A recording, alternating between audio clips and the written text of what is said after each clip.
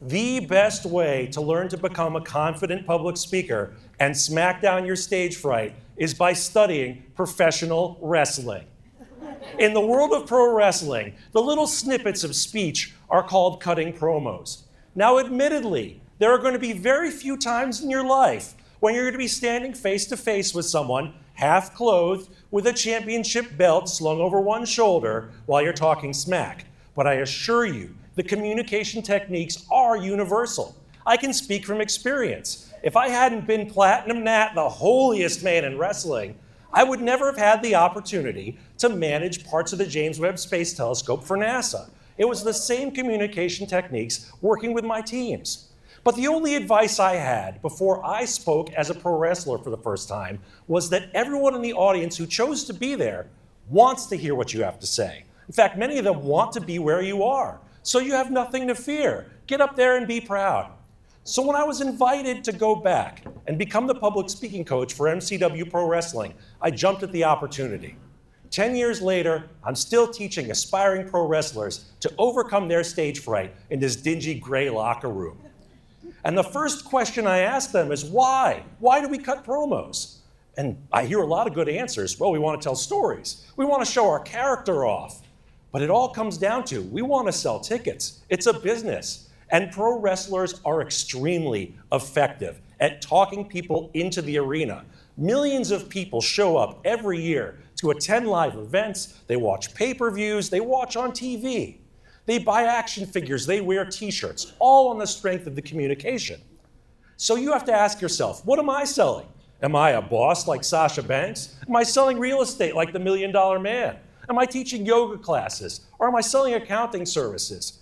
Once you know what you have to sell, it's now up to you to choose how you want your audience to respond. You're the one who gets to decide that. So when you show excitement, when you show warmth, your audience will reflect that back to you. Wrestlers are really good at this. From the moment you see them, you know whether you should boo, that's a villain, or that's a hero you should cheer. And it's all based on body language, how they carry themselves. Same thing when we're speakers. From the moment the people see you, you're already performing.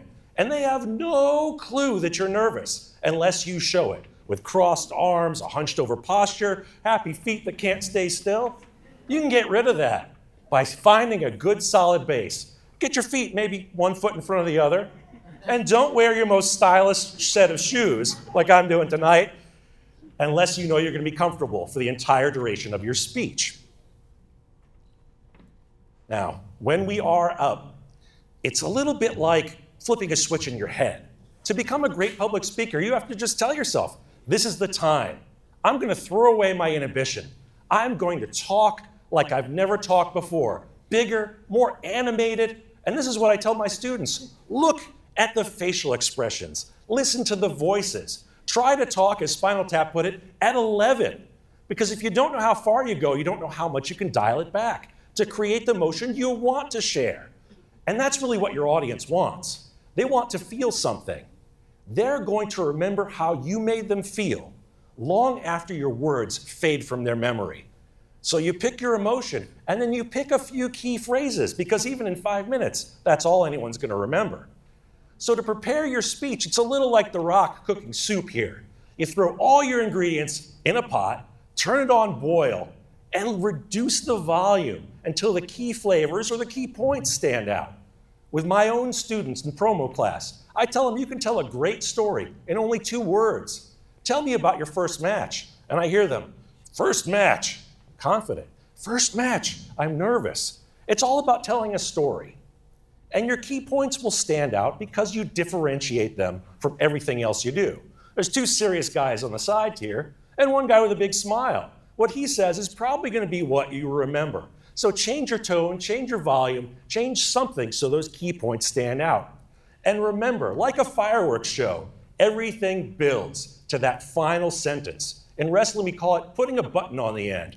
That's the feeling you want your audience to take with them, so they share your ideas with the people they know. And when you combine all these tips and tricks from pro wrestling, you can suplex your stage fright, throw it right over your head, leave it lying in the center of the ring, and walk out the new champion of public speaking.